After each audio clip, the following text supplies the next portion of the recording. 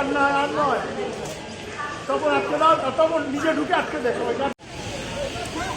তোমার মাইক ও কি ধর তো তোমার মাইক ব্যাগে হ্যাঁ হ্যাঁ এই তো দাদা, তোর এটা ঢোকা না, তোর এটা ধর, তোর মাইকটা এই কর। আমার ক্যামেরা হ্যাঁ বলো বলো।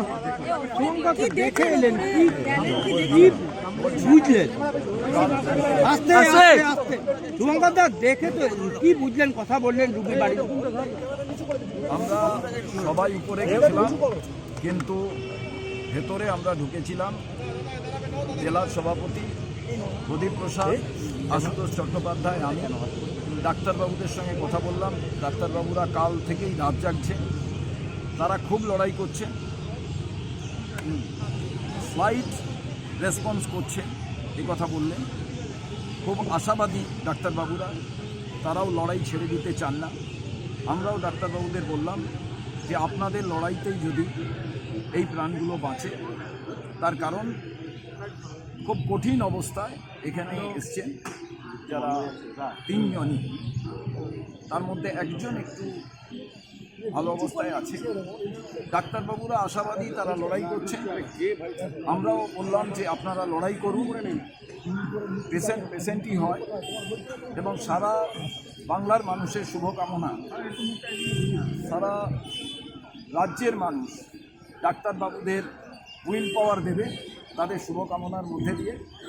আমরাও চাই আপনারা দৃষ্টান্ত স্থাপন করুন, এদের এই যে বিপদের অবস্থা থেকে, তারা যে সঙ্গীন অবস্থায় আছে তার থেকে তাদের যাতে ডেভেলপমেন্ট হয়, তারা যাতে ভালোভাবে সুস্থ হয়ে ওঠেন, এটাই আমরা কামনা করে এলাম। ডাক্তারবাবুরা লড়াই করছেন, আমি আশা করি পিজি হাসপাতালে ডাক্তারবাবুরা দৃষ্টান্ত স্থাপন করবেন।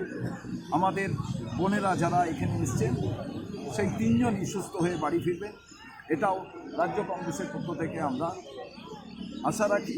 এটাই আমরা সর্বমঙ্গলময়ের কাছে কামনা করি, এদের স্পিডি রিকভারি। দেখুন যারা কথা বলছেন, আমার মনে হয় নিজেকে আয়নার সামনে দেখেই কথা বলুন। আর তার স্ত্রী যদি ভর্তি থাকতেন, আগামী দিনে তো তাদের ছেলে মেয়ে থাকবে, তাদেরও তো কোনো না কোনো সময় সন্তান প্রসবের মতো সুযোগ আসবে। আমার মনে হয় এই ধরনের কথাবার্তা না বলাই ভালো। সরকারের নিজেদেরও আয়নার সামনে দাঁড়ানোর প্রয়োজন আছে। এটা শুধু নিছক রাজনীতির জন্য করবেন না। বিরোধীরা কনস্ট্রাকটিভ যে বিরোধিতা করে তাকে সরকারের গ্রহণ করা উচিত। যদি সরকারটিকে ভালোভাবে চালনা করতে হয়, এখানে তো পুরো পরিকাঠামোটা রাজ্য সরকার, তাহলে রাজ্য সরকারের এই ঘটনায় যদি এমনি মারা যেত, অন্য কোনো চিকিৎসা বিভ্রাটে আলাদা ব্যাপার। জাল ওষুধের জন্য, জাল ব্ল্যাক লিস্টেড কোম্পানির ওষুধের জন্য এ ব্যাপারটাকে ধামাচাপা না দেয়, এটাই আমি আবেদন করব সরকারের যারা মুখপাত্র হিসাবে কিছু বলছে। সরকারের থেকে সিআইডি তদন্তের নির্দেশ দেওয়া হয়েছে গোটা ঘটনায়, এবং যাতে ধামাচাপা দিয়ে দেওয়া যায়, যাতে ধামাচাপা দিয়ে দেওয়া যায়, তাই জন্য বিভিন্ন এনকোয়ারি হবে। কিন্তু যে বাচ্চা ছেলেটা আর মা বলে ডাকতে পারবেন না, তার জন্য সরকার কি উত্তর দেবে? কোনো এনকোয়ারি কেউ উত্তর দিতে পারবে? কেউই উত্তর দিতে পারবে। আজলামও যেন কেউ না মারে এই বিষয়টাকে নিয়ে। আরে আমার কথা, সিআইডি তদন্ত, সিবিআই তদন্ত, ইডি তদন্ত, আর্জিকরের ব্যাপারে তো দেখলেন সরকার পক্ষ, রাজ্যের লোকেরা, রাজ্যের পুলিশ, তারাই বলছেন সুবিচার চাই, রাস্তায় চাই। কেন্দ্রীয় সরকার, তার সিবিআই, ইডি, তারাও বলছেন সুবিচার চাই। তো সাধারণ মানুষ কোথায় যাবে? ইন্টারপোলের কাছে যাবে সুবিচার চাওয়ার জন্য? মহামান্য আদালত বলছেন কোনটা কি ঘটছে? আজও পর্যন্ত জাস্টিস ফর আরজিকর কিছু হলো? আসল দোষী গ্রেপ্তার হয়ে দৃষ্টান্তমূলক শাস্তি হলো? তার থেকে কি সরকার কোনো কিছু শিক্ষা গ্রহণ করলেন? আর শিক্ষা গ্রহণ করলে এই রকম ব্ল্যাক লিস্টেড কোম্পানি ওষুধের দ্বারা আজকে মৃত্যুর সঙ্গে লড়াই করতে হয়। এই তিনজন যাকে গ্রিন করিডোর দিয়ে নিয়ে আসতে হলো, কেন নিয়ে আসতে হলো? তবে একটা ব্যাপারে আমি অভিনন্দন জানাবো, যে মেদিনীপুর থেকে গ্রিন করিডোর করে পেশেন্টদের এখানে নিয়ে আসা হয়েছে। তার কারণ নচেত সরকারের এর থেকে পিঠ বাঁচানো মুশকিল হয়েছিল। কার তদন্ত চান তাহলে? তদন্ত আমি তো একটা কথাই বলি, কোন তদন্ত চাইবেন? এতদিন তো আপনারা রাত জাগলেন, বাংলার মেয়েরা তো রাত দখল করলো, বিশ্ব তো প্রত্যেকে আন্দোলনে মুখরিত হলো, হলো। আমাকে বলুন, একে একে তো ছাড়া পাচ্ছে। তো আমি যেটা বলতে চাই, অন্য সব কিছু ধামাচাপা হয়ে যাবে। একটা বাচ্চা শিশু জন্মাবার সঙ্গে সঙ্গে মাতৃহারা হয়ে গেল, এটা ভাবুন। গেছে নাকি? আপনারা তো সবাই কাউকে মা বলে ডাকেন, মুখ্যমন্ত্রীও তো কাউকে মা বলে ডাকেন, ও আগেই না? কুণাল ঘোষও তো কাউকে মা বলে ডাকতেন। আজকে ভাবতে পারছেন না? ওনার যখন সন্তান হয়, উনি তার জন্য ভাববেন না যে একটা স্যালাইনের জন্য এইরকম ঘটনা ঘটে গেল? এরপরে বলছেন কারাখড়ি করেছে। আমি বুঝলাম, তাহলে আপনাদের যে ভিজিলেন্স ছিল হাসপাতালে, তারা কি ভাববে? তারা কি করছিলেন? ঘুমোচ্ছিলেন? সরকার যেন দৃষ্টি ঘোরাবার ব্যর্থ চেষ্টা না করে, তার কারণ এটা সত্যিকারের বাংলার লজ্জা। বিধানচন্দ্র রায়ের বাংলায় চিকিৎসা ব্যবস্থার বিভ্রাট নিশ্চিতভাবে বাংলার মানুষের লজ্জা। এটা রাজনীতির রং লাগিয়ে বিরোধীরা প্রতিবাদ করবেই, তাতে যদি সরকার কিছুটা হলেও নড়ে বসেন। আর্জিকরের পর নড়ে বসেননি, এবার ভাবুন নড়ে বসুন। গত ডিসেম্বরে ব্যান করেছিল। ড্রাগ কন্ট্রোল, আমার কথা, এখানকার যারা এইটা ঠিক কি বেঠিক দেখে, সেই ডিপার্টমেন্টের কি ফাংশন, তারা বলছে টেকনিশিয়ানের অভাব ছিল, যে ক্ষেত্রে আমাদের অনেকগুলো জিনিস পরীক্ষা করা হয়। ড্রাগ কন্ট্রোল বলে যে বিষয়টি, এটি কিছুই নেই। মানে এখানে কোনো সুপারভিশন হয় না, এখানে কোনো ইন্সপেকশন হয় না। এখানে যখন মালগুলো আসে, তার গায়ে এক্সপায়ারি ডেট বা কী ধরনের মেটেরিয়াল আসছে, কী ধরনের ওষুধ, কী ধরনের স্যালাইন, সেগুলো দেখা হয় না। এর জন্য কোনো বিভাগ নেই, এর জন্য এক্সপার্ট নেই। এটা কি মানা যায়? এবার আমাকে বলুন তো, কারুর বাড়ি মা বোন তারা যদি ভর্তি হয়, এটা দুর্ভাগ্যের বিষয়। অতএব রাজ্য সরকার কোথাও পালিয়ে যাওয়ার রাস্তা নেই, কিন্তু তারপরেও আমরা মনে করি এই হাসপাতাল, সরকারি চিকিৎসালয়, বিভিন্ন ওষুধের দোকান, এই যে জালিয়াতি কারবারি, ব্ল্যাকলিস্টেড কোম্পানি, এইগুলোকে ইমিডিয়েট এর বিরুদ্ধে ব্যবস্থা অ্যারেস্ট করা দরকার। তো অ্যারেস্ট কাকে করবে? প্রথম তো হেলথ মিনিস্টারকে বরখাস্ত করুন। প্রথম আপনি হেলথ সেক্রেটারি এবং স্বাস্থ্য আধিকারিক যারা আছেন তাদের অ্যারেস্ট করুন, এবং টোটাল ডিপার্টমেন্টে যত ওষুধ আছে সেগুলো ইন্সপেকশন করে ড্রাগ কন্ট্রোলকে দিয়ে তার স্ট্যান্ডার্ড, তার স্পেসিফিকেশান, সেগুলোকে সঠিকভাবে বিশ্লেষণ করুন। তার কারণ স্যালাইনের মতো জিনিস নেওয়ার পর যদি মারা যায়, আমি তো চিন্তিত সরকারের মন্ত্রী আমলা যারা এই পিজিতে ভর্তি হন তাদের নিয়ে, স্বয়ং মুখ্যমন্ত্রীকে নিয়ে। তো এই জায়গায় বিরোধীরা নাই মরতেই পারে, কেউ তাদের খুন করেই দিতে পারে, সেখানেও 302, 307 প্রয়োগ হবে না। এখানেও প্রসূতি মারা গেলে 307, 302 প্রয়োগ হবে। তো বাংলার শিশুদের মৃত্যু হলে এই ঘটনার থেকে বেরোবার আর কোনো ছবিটা করতে হবে, ছবিটা। আপনি কে হন? মাম্পি। ওনার হাজবেন্ড। আচ্ছা, কেমন আছে মাম্পি এখন? এখন মোটামুটি একটু সুস্থ আছে তো। আচ্ছা, গতকাল কখন জানতে পারলেন যে এখানে এসএসকেএমে নিয়ে আসা হবে বা ট্রান্সফার করা হবে? গতকাল ওই 2টার দিকে জানতে পারলাম। আচ্ছা, আর রাত্রেবেলা এখানে কখন এলেন? রাত্রেবেলা এলাম এখানে 11টার দিকে।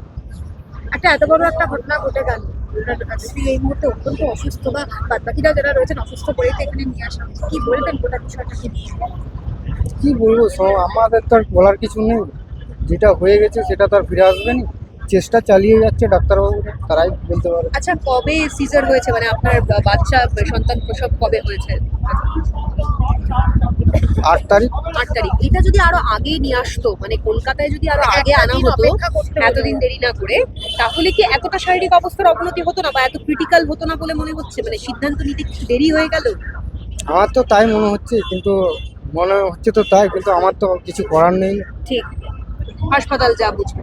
একজনের তো ইতিমধ্যে মৃত্যুও হয়েছে, তাকেও যদি তড়িঘড়ি নিয়ে আসতো তাহলে হয়তো প্রাণটা বেঁচে যেত। কি মনে হচ্ছে যে হাসপাতাল যদি একটু ঠিক ওষুধ দিত, বা এই যে স্যালাইন যেটার দিকে একটা আন্দোলন হচ্ছে সেটা যদি না দেওয়া হতো, কারণ এই 8 তারিখের আগেই একটা বলা হয়েছিল যে এগুলো ব্যবহার না করতে, তারপরেও তো ব্যবহার করা হতো। যদি হাসপাতাল যদি একটু ঠিক হতো, কি মনে হচ্ছে হাসপাতালের কি গাফিলতি? কি বলবেন? তাই তো মনে হচ্ছে। ঠিক, আপনার নাম? আমার নাম কার্তিক সিং। ইন্সপেকশন করা হয়েছিল, ইন্সপেকশন করার পরে দেখা গেল কি আরো ফার্দার ইনভেস্টিগেশন করা প্রয়োজন আছে। আমরা যে ব্যাচই সাপ্লাই নিই, যে কোনো মেডিসিন সাপ্লাই নিই, সেটা প্রথম আমরা NABL অ্যাক্রেডিটেড ল্যাব থেকে সেটাকে টেস্টিং করাই। তো আমাদের সিস্টেমে যে কোনো মেডিসিন ঢুকে যেটা সাপ্লাই হয়, it is already a tested medicine. কিন্তু তারপরে as a matter of abundant caution এটা জয়েন্ট লাইসেন্সিতে একটা কোম্পানি কাজ করছে, সেখানে আমরা কোনো প্রবলেম আছে কিনা সেরকম একটা ঘটনার খবর হয়েছিল। সেটাকে আমরা যখন চেক করলাম তখন বললাম কি আরো ইনভেস্টিগেশন করা প্রয়োজন আছে, সেজন্য প্রোডাকশন স্টপ করা হলো। This is a routine, I think, It's something very routine thing. routine exercise, but I'm again reiterating that nothing will be left out of investigation. Everything will be investigated in detail, and it will be investigated from all angles and all aspects. And we want to know the reason for such unfortunate incident that has happened. Sir, any compensation to the victims?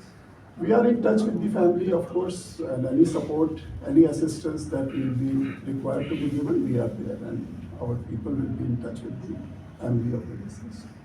And for the other 4, we hope that they will recover. They are under guidance of a medical board also. They are being looked after by a team in SSKM, and we hope for their speedy recovery. Thank you very much. Thank you, sir. Retest করব, আর যদি alternative ভালো কিছু available হয় সেটাকে দেখতে বলবো। এটা খুব সিরিয়াস ব্যাপার, দরকার হলে সিনিয়র ডাক্তারদেরও এখানে রাখতে হবে যারা এসব কাজগুলো করেন। এই যে বাচ্চাটি জন্মাতেই পারলো না, জন্মেছিল কি মৃত? বাড়িতে আছে, ঠিক আছে, বাচ্চাটা বাড়িতে আছে, পেমেন্ট রেগুলার ওটাকে দেখছে, সে ঠিক আছে। বাচ্চাটাকে দরকার পেডিয়াট্রিক সেন্টারে নিয়ে এসে ভালো করে ট্রিটমেন্ট করবো। অলরেডি আমি কথা বলে গেছি, নিয়ে আসো। আর তোমরা যেমন SSKM নিয়ে এসছো 3টে কেস, বাচ্চাটিকেও পেডিয়াট্রিক সেন্টারে নিয়ে এসো যেখানে আমাদের স্পেশালিটি আছে। আচ্ছা, বাচ্চাটা বেঁচে আছে, থ্যাংক গড। ওটা অনুমান, কিন্তু মাটা তো মারা গেছেন, আরো 4 জন মৃত্যুর মুখ থেকে বেঁচেছে। তার মধ্যে আমি আপনাদের বলেছি 3 জনকে আমরা SSKM নিয়ে এসেছি, 2 জন স্টেবল আছে, 1 জনের অবস্থা ক্রিটিক্যাল আছে। এই নেগলিজেন্স যারা করেছে, ডিউটি থাকা সত্ত্বেও ডিউটি পালন করেননি যারা ট্রেনিং, তাদের হাতে সিজারিয়ান ছেড়ে দিয়েছেন যারা। একজন তো শোনা গেছে তিনি ওখান থেকে বসে আরো 3টে অপারেশন নাকি করেছেন। ওখান থেকে কত কিলোমিটার দূরে নারায়ণ কেসটা বড় বালিচাতে একটা জায়গাতে করেছে, প্রায় 30-40 kilometre Midnapore town. Midnapore town থেকে বালিচক, ওটা ডেবরা বালিচক আপনারা জানেন, সেখানে গিয়ে করেছে। রেজিস্টারের নাম পাওয়া গেছে, রেজিস্টারের নাম পাওয়া গেছে যার দায়িত্ব ছিল। এই জন্য আমরা মনে করি মানুষের জবাবদিহি করার অধিকার আছে।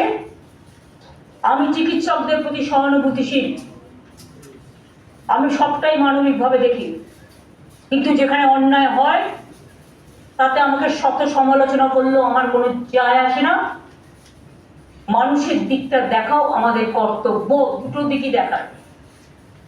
এবং তাই 2টো ইনভেস্টিগেশন রিপোর্ট যখন চিফ সেক্রেটারি এবং হেলথ সেক্রেটারি আমার কাছে সাবমিট করেছেন এবং তারপরে তারা সাজেশন দিয়েছেন, সব সাজেশন মেনে নিয়ে যেটা করা হয়েছে, 1 number doctor Somen Das, RMO Midnapore medical college hospital, suspend করা হয়েছে এবং CID ক্রিমিনাল কেসগুলো দেখবে।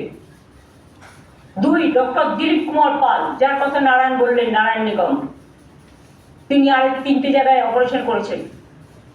Assistant professor 3 number doctor Himadri Nayak, assistant professor. 4 number doctor Mohammad Alauddin, head of the department. 5 number doctor Jayanta Kumar Raut, MSBP Midnapore medical college hospital. 6 number doctor Pallabi Banerjee, senior resident Midnapore medical college. 7 number doctor Moumita Mondal, PGT student. 8 number doctor Bhagyashree Kundu, PGT student, 3rd ইয়ারে। 9 number doctor Sushanta Mondal, 1st year PGT. 10 number doctor পূজা Saha, 1st year PGT. 11 number doctor Manish Kumar, 1st year PGT anaesthesia. 12 number doctor Jagriti Ghosh, 2nd year PGT anaesthesia, Midnapore medical college. এই 12 জনকে suspend করে দেওয়া হলো, along with pending investigation by the CID.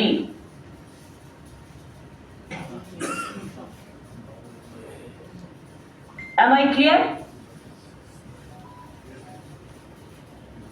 যে কজন সেদিন ছিলেন দায়িত্বে এবং নেগলিজেন্স,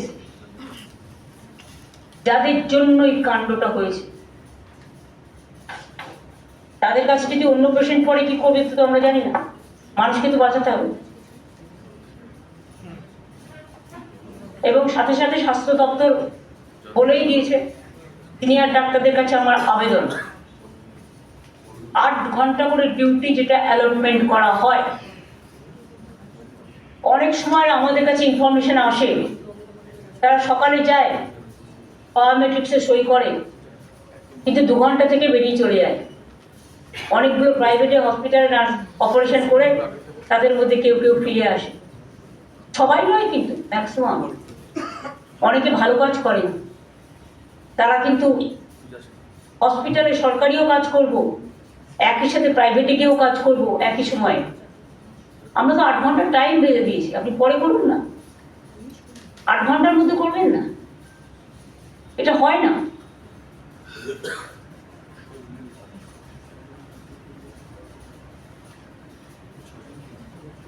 আরেকটা জিনিস আমার নজরে এসেছে, নামটা বলা আমার উচিত নয় বলেই বলছি।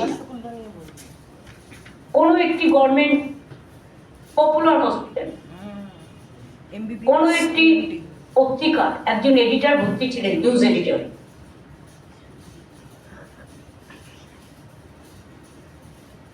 তার ট্রিটমেন্ট চলছিল,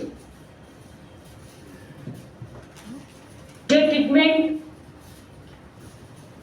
এমনকি হেড অফ দ্য ডিপার্টমেন্ট দেখছিলেন, ডক্টর যোগীও দেখছি,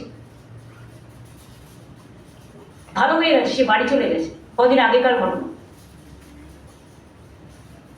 আমি দেখা করতেও গিয়েছি,